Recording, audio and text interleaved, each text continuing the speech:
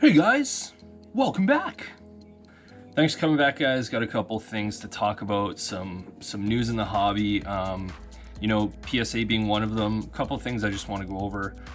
PSA I'll touch on briefly. I got a couple of cards that I bought, and I got back the Alexander Ovechkin and Connor McDavid Young Guns. So we'll take a look at the grades that I got and see what my plan is for them. But first of all, thanks for tuning in again. I appreciate it. My videos are doing well. You guys showing the love. That's why I do it, man. Just, this is fun, and I love hearing the positive comments and that you guys are enjoying it, because I truly enjoy doing it. I'm a chatty Cathy, I guess, and I just enjoy talking about hockey, and I like cards, and we got something in common. I assume it's probably the cards or something, but it's fun. So PSA price increases, pretty crazy. Definitely changes some of what I was gonna do. So I can put, actually maybe I'll pop it up here, the new prices. So those are the new prices. We got the value moderns, which went up they went from $12 to $20, I believe. Yes, because the value ultra modern went up from $15 to $25. So that's pretty significant for the value ultra modern. I'm not sure how much that slows the subs on those cards to PSA. It's interesting, they do this to sort of slow a backlog, but I don't think they discourage those lower end cards. So they're still going to get piles of lower end cards. I think you'll see a drop in some of the regulars. So the regulars cost $100 now versus $50 before. And your express service is $150 versus $75 before. So those went up double. Past that, the walkthrough, and I won't touch on those because those are too big for me. I don't submit anything under that. The regular one was the big one, going from 50 to 100, and even express 75 to 150. I just put through. I put through the Connor and the Ovie at the Express, but most of my cards were going to be regular service. Now from $50 to $100, I'm going to have to reevaluate what I do. But on the bright side, I basically got off every single card that I had to be graded off and gone. So I got a lot of cards on the way there. I dropped them today. And I got it at old pricing because I busted my tail this week and I'd heard the prices were going up. Didn't know what they were going up to, but just paying attention, I'd heard it was really sound knowledge that they were going up and it wasn't going to be pretty. So I'm glad that I got basically everything off. So some of them are value, some of them are value modern. I won't get back for however long, 10 months, a year. And then I got a good chunk of regular in there at $50 versus the $100. So I'm happy about getting those in. So I'll have some subs coming back at some point. Not sure what the time frames are. I've watched. It should be, I guess, 6 to 8 weeks, maybe 10 weeks, whatever it is for the regular, and those will be back.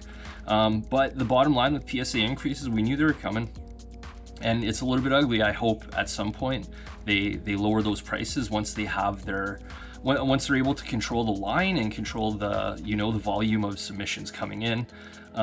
We'll see. Nat's taken over PSA now, and they put out a big letter that day. For those who don't know, you would have gotten an email if you're a member. Maybe they only sent it to members, but talking about a lot about the innovation that they're looking at doing there, which seemed, with HGA going the way that they're doing with their computer grading, it seemed inevitable and obvious that PSA was going to go that way, and that's only going to streamline the grading system. And I would imagine they're still going to have a human hand in it. It's not all going to be machine, but it was good to hear that they're moving in that direction. And along with that, they seem to recognize the problems. You can't do anything about it. I'm not mad at them. I'm self-employed as well, a small business owner, and these are trying times, guys. Like I'm sure that they're doing the best they can over there, and just trying to do it. These COVID restrictions, I'm sure that they have social distancing and all these things where they can't have people in close quarters. So they can't, it's not like just hire people. Well, they can't get people in there to hire because they have to be socially distanced, and all these things are in California. Remember, California is pretty tight. I know it changes county to county. I don't know exactly what's going on there, but I know that restrictions are still tight. So fighting with all these things, along with mass numbers of orders coming in, you know, I legit feel for them. I know people might be disgusted by me saying that, but you want to provide a good service to your customer, and I don't doubt that they do. It's just gotten so overwhelming, but I have faith that they'll solve it, and you know, we'll see. Well, the next thing I got is the last video. I talked about some players who were perhaps overperforming and underperforming. So I went and made a couple of plays. This was one of them. I picked up 3 of these. I got 2 here, and there's my dog barking, like every video. I never left. Just kidding. I'm back. But so back to the Jack Eichels. I grabbed 3 of these guys, and one of them, I listed one on eBay, and that actually went the very next day after I posted it. And so I made a quick, you know, I did about 20% on that little flip. But this Jack Eichel got a little bit more interesting too, with all the trade talk and everything going on there. He's got 2 goals, 13 assists, 15 points in 18 games, only the 2 goals. You know, lots of speculation whether he's injured, if there's something going on with management, lots of trade rumor talk. Seems absolutely insane to me that Buffalo could ever look at moving away from Jack Eichel, or Jack Eichel moving away from Buffalo. But I don't know, Buffalo is just a disaster. I've watched a good chunk of those games just hoping to catch an Eichel hat trick or something good happen there, and it just hasn't happened. Buffalo looks pretty shaky. So we'll see what happens with the Eichel. He gets traded. Who knows where that card goes, right? If he goes to a bigger market team, there's been rumors. I've heard a whole bunch of things between the Sens. I've heard the Rangers.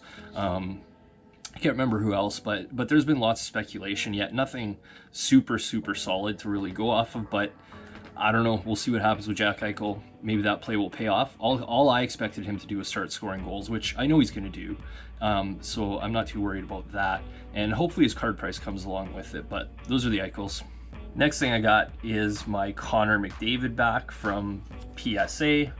So got Connor back. I don't know why. I mean, you're watching this video, you want to see what I got, right? So I got a PSA 9 on the Connor McDavid.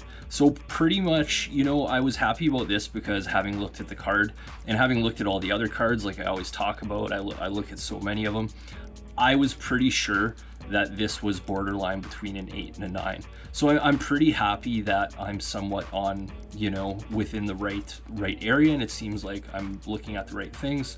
But really happy with a 9 on that, guys. So we're gonna move that, but I think there's a good lesson behind the Connor McDavid too. So this card I had gotten from an individual who he's in the United States, and we'd done some Young Guns deals, you know, decent size, a few $100s for two different lots of Young Guns, and we kept in communication and had built really good rapport, and he was talking to me about his truck and all these things. Anyways, you know, I was genuinely interested. We're just shooting the poop all the time, random messages on Fridays on Facebook, and you know, it was cool. We established that rapport. And what happened was, after we'd done the Young Guns deal, I hadn't heard from him in a couple weeks, and he messaged me up, and we were just talking again. And I don't believe it was that night, but the following day he messaged me and he said, "Hey, are you still interested in the Connor and the Ovie?" And I said, "Actually, yeah, you know, I'm interested in that." So, you know, we got to talking. I said, you know, what are you looking at for price? We agreed upon the price, and I ended up getting the Connor and the Ovie. The Ovie I ended up selling, so I did really well on that one. And this is the Connor that I got from him, though. So the point being is just establishing those relationships and talking with people. We had a big gap in our communication. I never asked him again about the Ovie and the Connor, but he brought it on. He approached me with it, and I accepted. I was in a position where I could take that on. And you know, just be nice to people, guys. Like there's a lot of people who you communicate with, who, whether they're trying to buy cards or whether they're selling cards, who aren't the easiest people to talk to, and I don't know why. You're trying to get money from me, but you're treating me in that way. Anyways, you know, establish those relationships. We're not able to go to card shows and stuff, or most of us aren't the way that we were. So just, it's better to just be kind to one another, right? Like, do that, build some rapport, and good things will happen. Next one I got is the Ovie. So the Ovie, I I thought it looked pretty well. I thought it looked pretty good. I thought it was between, I didn't see it being below a 9 unless there was something I was completely missing. And I got it back and I got a gem mint 10 Ovie. So that's pretty exciting. I was pretty happy. You know, there's that button after PSA finishes grading. You can click and see your grades. I didn't hesitate for a second. I had a big plan that I was gonna maybe do a reveal and do it on camera. There was no chance that was happening. I had to see the grades right then, because if this was a 5 or a 6, I was gonna be choked. But it was a 10, and I thought that it was pretty good.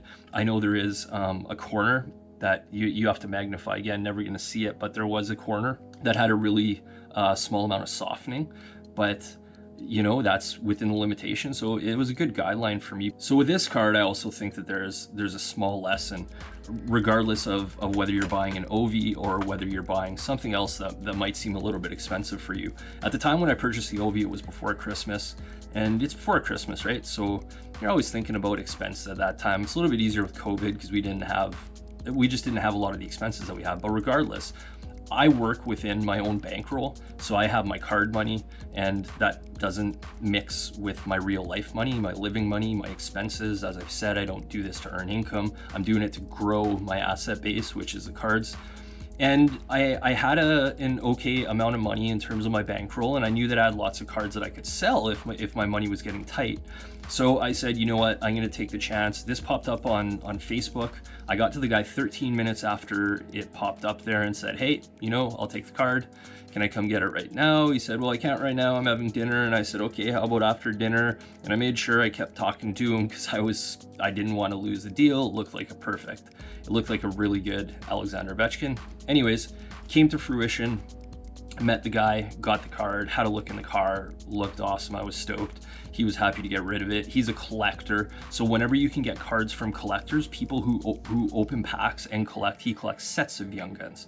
When you can find people who do that, the condition is going to be above anything else you find on eBay or other places. So he was the only owner of this card, and you know, it showed. It hadn't been touched by 40 other people like the ones you're going to get off eBay these days. So try and think about that. But so getting back to the lesson from the Ovechkin, you know, I think it's perfectly acceptable to take a risk as long as it's within your bankroll, as long as it's within your budget. Don't risk your rent. Don't, you know, risk dinner over a bloody card. But at the same time, you know, if you see an opportunity and think you can capitalize, I think you're okay to go and do that once in a while. Keep it reasonable, put thought into it. This was a card, I was following the market really closely anyways, so I was really familiar with prices and where it had come from and where I felt it was going. At the end of the day, I was gonna have the asset anyways, so if things didn't go well, I could just sell it off. But definitely take risks. I'm going to cut it off there. Thanks for watching, guys. Lapper Flips on Instagram, LAPP3R30_flips, and we'll catch you next time.